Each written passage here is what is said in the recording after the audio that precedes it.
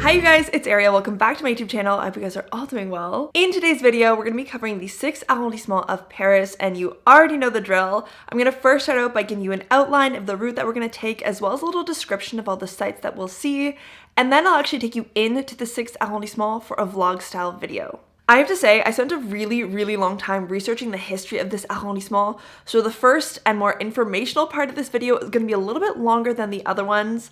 I would really appreciate if you guys let me know down below in the comments if you prefer that, or if you'd rather I just get to the point and give you like the Spark Notes version of the arrondissement. One other thing I wanted to say before we get into this video is that as useful as it is to have a travel guide before you come to Paris, one of the most invaluable ways that you can prepare for your trip is to brush up on or learn a little bit of French, and thanks to the amazing sponsor of today's video, Lingoda and I have you covered. Lingoda is an online language school that gives you access to live classes with native speakers. I personally really love Lingoda for the quality and the convenience of the classes. I find that the teachers are extremely professional and very supportive, and because the class size is so small, they are actively making sure you're participating and speaking with them and the other students and always getting feedback. Booking a class is also really easy because you can choose a class literally any day or time of the week, and because Lingoda has such a huge selection of classes and topics, you can be spontaneous with your language learning, which I really love because I'm not the best planner. All of the material they provide for each class is very high quality. They give you the lesson plan as well as a vocabulary list in advance, which not only helps you to prepare for class, but it's also super useful in retaining all the information you learned because you can save it and open it up in the future to review as you need. Both my mom and I use Lingoda in our own way. I'm pretty much bilingual, so I don't necessarily need to be taking French learning classes, but because I work predominantly in English, I really have to make sure I'm actively taking Lingoda classes to make sure I'm practicing and keeping up my French with a native speaker. My mom, on the other hand, is very much a beginner. I don't think she's spoken French since high school. You can see her here preparing for her Lingoda class. As you guys know, I do have a French boyfriend and he's gonna be meeting my family pretty soon, so it's really important for my mom to brush up on her French so that when he gets to Canada, they can communicate. Small group classes cost as little as $10 per class, and I just want to say how mind-blowing this is. I've been a language tutor in both English and French, so I know the going rate for this service, and the fact that you can get an almost identical learning experience from the comfort of your own home through Lingoda for 1/5 of the price is crazy. If you guys want to support this channel and practice your French before you get to Paris, definitely check Lingoda out. You can start a 7-day trial where you get access to 3 group classes completely for free so you can see if it's the right fit for you, and you can also use the code Margarita30 to get 30% off your first payment. Thank you so much to Lingoda for sponsoring this video. Now let's get back to it. If I had to describe the 6 in just a few words, I would say that it's old Paris chic, but historically, this arrondissement was in a way the epicenter of intellectual and religious thought. The 6 is the second arrondissement that we'll be visiting that's on the rive gauche side of the Seine, which means that it's in the more southern part of the city.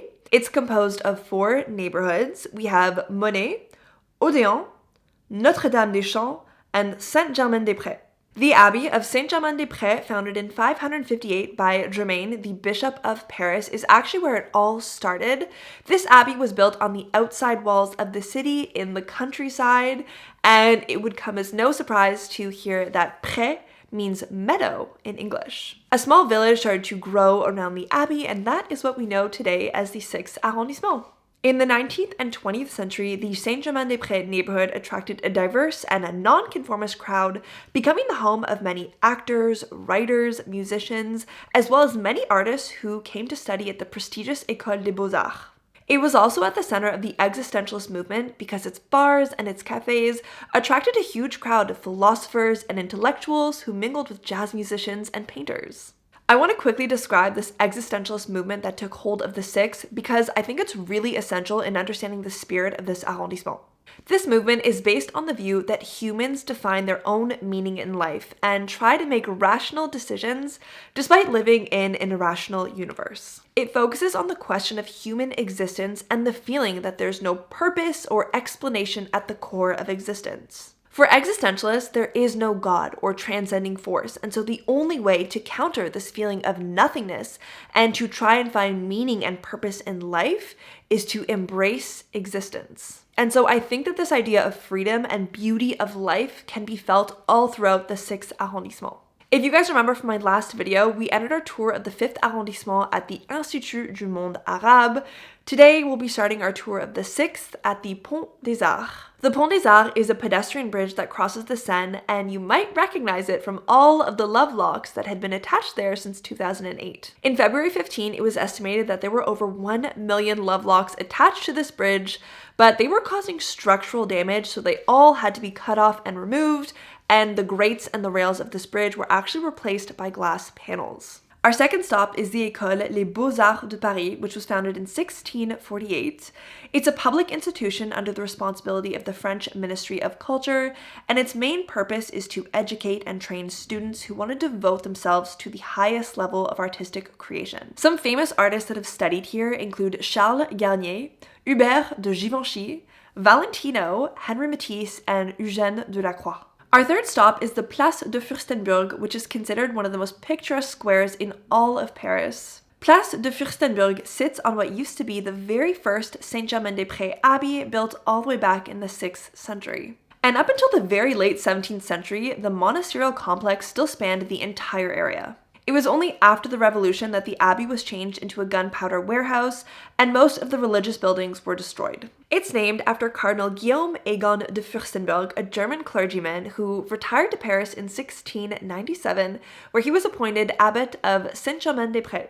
Place de Furstemberg is most known for being the home of painter Eugène Delacroix, who moved there from 1857 until his death in 1863. He's said to have moved there to be closer to the Église Saint-Sulpice, which he was commissioned to decorate. The art museum, Musée National Eugène Delacroix, takes the place of his old home and his atelier at number 6. Interestingly, the floor above Delacroix's atelier at number 6 was also Claude Monet's atelier until 1866. Our fourth stop is Église de Saint-Germain-des-Prés, which was founded in 1543 by King Childebert, making it the oldest church in Paris. Saint-Germain-des-Prés, or Saint-Germain of the Fields in English, got its name from its location, which is in the countryside. It's far enough from the murky banks of the Seine to avoid flooding, but close enough to profit from the river's fertile meadows.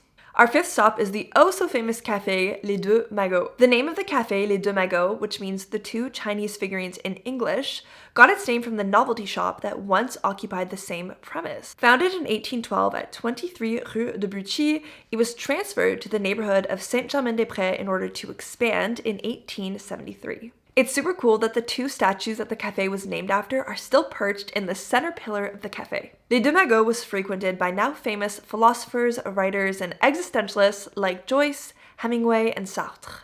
Picasso also met his longtime companion Dora Maar at this cafe. Our sixth stop is the equally famous Café de Flore, which was named after the statue of the goddess of flowers that used to sit on the other side of the street.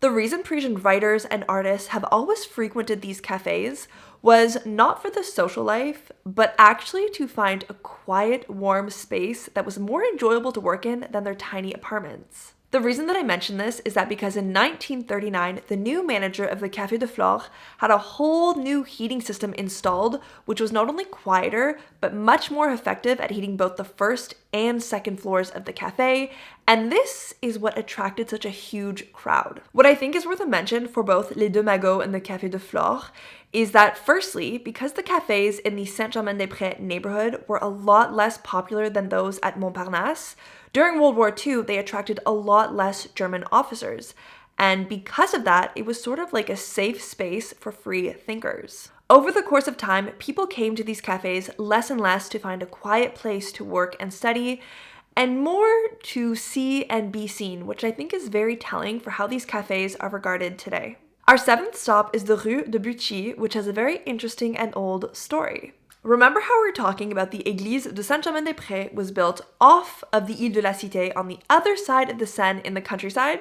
Well, in order to get to and from the church, the monks had to build a winding path through the meadow so that they could cross over the bridge to get back to the Parisian city. And this would be the future Rue de Buci. In 1209, a gate flanked by 2 towers was provided for the passage of this path. King Philippe Auguste donated this gate to the Abbey of Saint-Germain-des-Prés on the one condition that they maintained it. In 1350, Simon Buci, the king's advisor, offered to buy the gate from the monks, and for a small fee of 20 Parisian pounds, he would take care of all the repairs that needed to be made. Today, it's a half-pedestrian street that attracts a much more lively crowd and is lined with lots of bars and cafes, perfect for a night out. Our 8th stop is the notorious Café Procope. Founded by Sicilian chef Procopio Cuto in 1686, it's considered to be the oldest café in Paris, serving coffee and Italian gelatos. In 1689, La Comédie Française opened their doors with a theater right across the street from the Café Procope, and by this sheer stroke of luck, the café started to attract very famous actors, musicians, writers, and revolutionaries. Apparently, the Procope is considered to be the place where Diderot co-founded and produced the encyclopedia in the 18th century, and rumor has it that Benjamin Franklin edited the Declaration of Independence here, but I cannot confirm that. The café's influential historical clients include Voltaire, Chopin, Robespierre, Victor Hugo, Napoleon, and Benjamin Franklin. Our next stop is the Église Saint-Sulpice, which is only slightly smaller than Notre Dame and Saint-Eustache, making it the 3rd largest church in all of Paris. The real history of this church remains largely unknown. We know that another church was at this same place since the 12th century, which was then redeveloped, extended, and finally destroyed to become the church that it is today. There are some very remarkable parts of this church, notably the statue La Vierge et l'Enfant by Jean-Baptiste Pigalle, as well as a gnomon built in the 18th century. A gnomon is an ancient sundial that casts a shadow on the ground in order to determine the position of the sun in the sky. On the floor in front of this gnomon is a meridian line that leads to the other side of the church. For any Dan Brown Da Vinci Code fans out there, this is the famous Rose Line. Our 10th stop is the Polidore, which opened as a cheese shop and a restaurant in 1845. In 1890, its owners closed the store in order to focus more on the restaurant. The Polidore very quickly became a popular rendezvous for students, intellectuals, writers, and politicians from the surrounding neighborhood and schools. Dinners at Le Polidore have included some very famous authors and playwrights such as Eugène, and Hemingway even refers to having dinner there with his friends and his first wife in his memoir, A Movable Feast. For any Midnight in Paris fans out there, Woody Allen actually shot the meeting of the main character Gil and Hemingway in Le Polidore. Our next stop is the Odéon Theatre, which was inaugurated in 1782 by Marie Antoinette. It is the oldest theatre that's still active in Europe today. It gets its name from the word odium, which is a Greco-Latin word for a building used for musical performances. Our 12th stop is Rue Férou, where many writers and poets lived, including Hemingway and his second wife in 1926, who lived at number 6, as well as Jacques Prévert, who lived at number 4 with his parents for a short while. Today, the poem Le Bateau Ivre, or The Drunken Boat, by Arthur Rimbaud is inscribed on the wall. Rimbaud recited the poem at a restaurant in the neighborhood at the young age of 17. Our second last stop are the Luxembourg Gardens, which were created under the initiative of Queen Mary de' Medici in 1612. But first of all, who is this Queen Mary de' Medici? She was born in 1575 into the very powerful and politically dominating Italian family. At the age of 25, she was brokered off to be married to a man 22 years older than her, King Henry IV of France. The gardens cover 25 hectares of land and are split into the French Gardens and English Garden. Between the two lies a geometric forest and a large pond. In the Jardin de Luxembourg, you can find 106 different statues, as well as the beautiful and romantic Medici fountain. The Palais de Luxembourg was used as a residence for the royal family before it was turned into a prison during the Revolution. In 1799, it became the home of the Senate, as well as the first residence of Napoleon. Our final stop is the iconic Boulangerie Poliàne, which was founded in 1932 by Pierre Poliàne in the 6th arrondissement. 3 generations later, they still have the same mission to offer handmade breads, sablés, and pastries baked in wood fire ovens. Voila, that is everything we're going to see today in the 6. Without further ado, let's head into the city.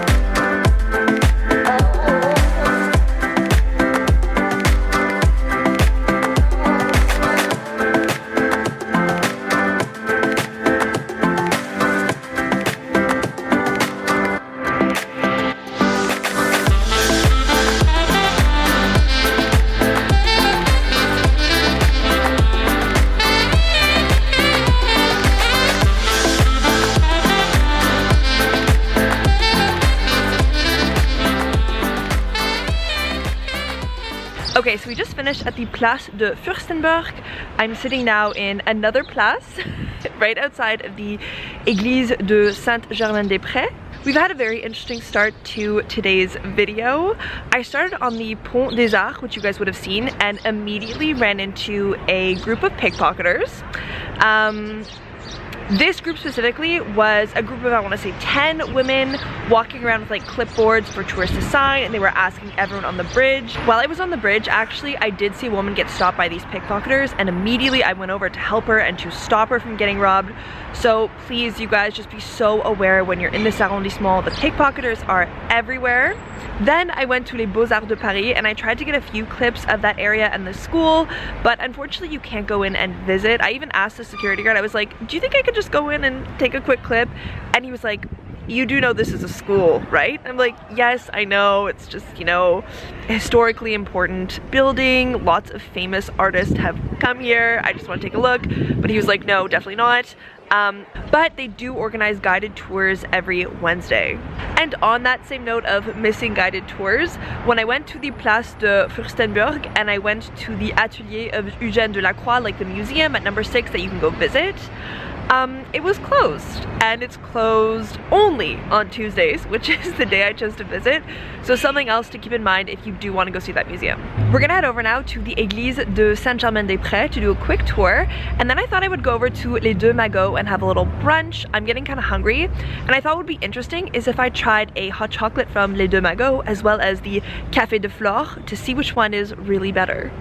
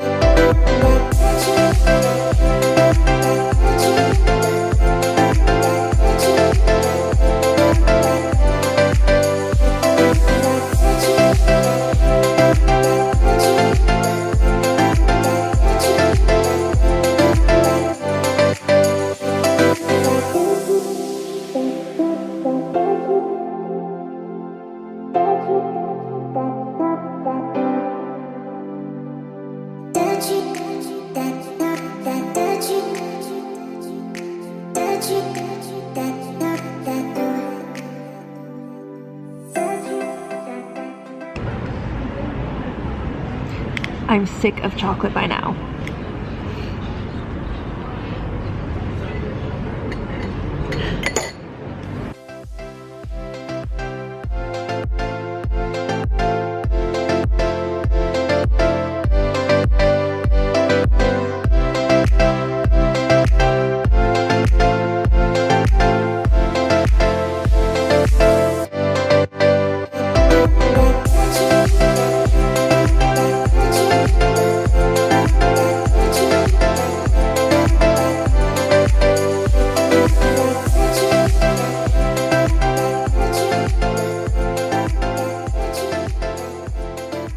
We just finished at Les Deux Magots and the Café de Flore. I had probably 1 liter of hot chocolate, so I'm just about ready to go into a coma. Both of the cafes were really nice. They were super busy though. I ended up there around 1, 2-ish, so basically lunchtime. I even had to wait in line for a little bit at the Café de Flore. The food there was also good, but definitely overpriced. I don't think I would willingly go back and eat there. My croque monsieur at Les Deux Magots was 17, and my onion soup at Le Café de Flore was 16. And the hot chocolates were also insanely priced. They were really good, but not worth 12 euros. We're gonna head over now to the famous Pro Cup. Honestly, I've eaten way too much, so I don't think I'll be able to take you guys inside. And then we'll go over and check out the Église Saint-Sulpice.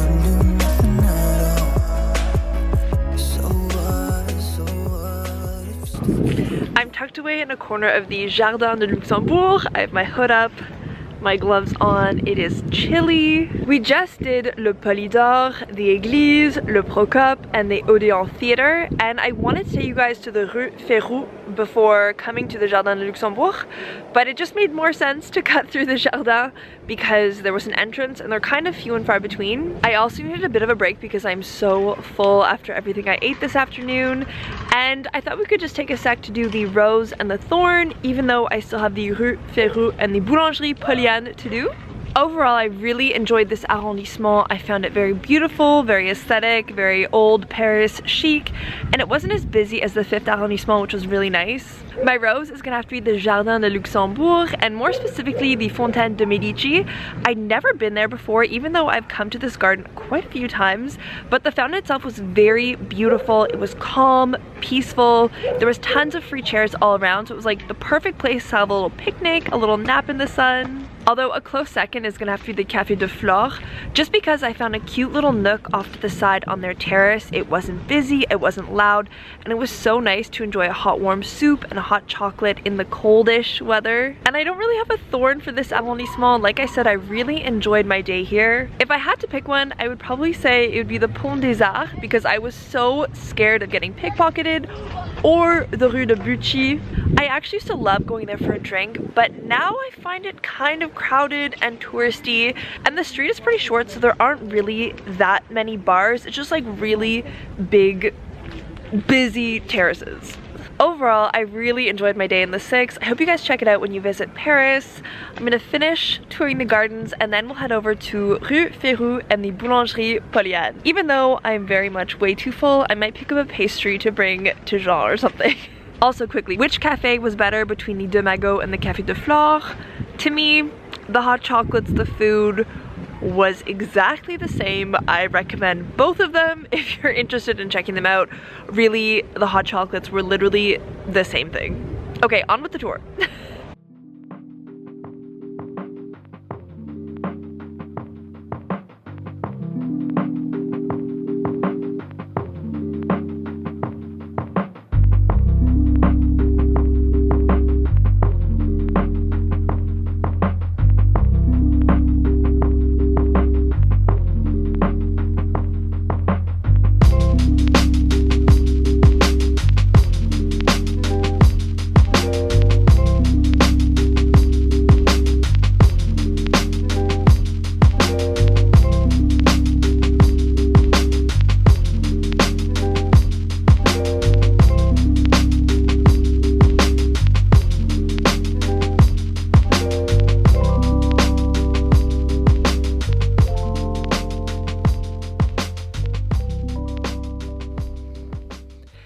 Out of 10. This bakery is so good. I highly recommend. Thank you guys so much for coming along with me today. I hope you enjoyed this video, and a huge thank you to Lingoda for sponsoring this video. I'll leave the link and the code down below. You guys should definitely go check them out. That is all for me today. I'll see you guys in my next video.